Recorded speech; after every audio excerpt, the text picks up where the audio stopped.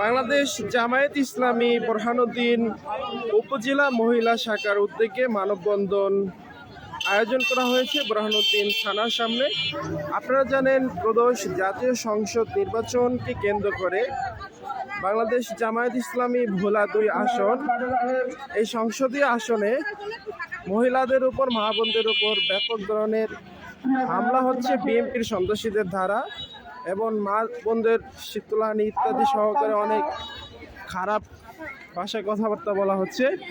সেই ধারাবাহিকতায় বাংলাদেশ জামায়াত ইসলামী মহিলা বিভাগের পক্ষ থেকে থানার সামনে মানববন্ধনের আয়োজন করা হয়।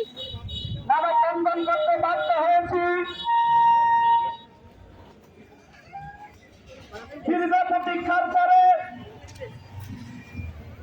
দীর্ঘ সংগ্রামের পরে, 2 সহস্রাধিক ভাইয়ের জীবনের বিনিময়ে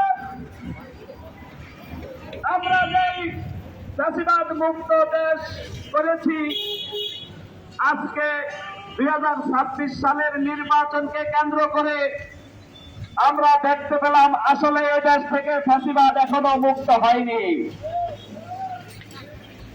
আমরা সম্প্রতি লক্ষ্য করছি একটি বিশেষ দল, বিশেষ করে বিএনপি,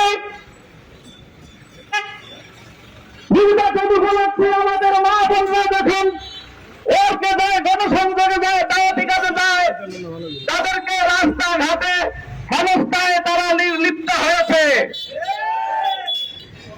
আমরা হুঁশিয়ারি উচ্চারণ করতে চাই, এই ধরনের অপকর্ম থেকে আপনারা বিরত থাকুন। যদি এই ধরনের অপকর্ম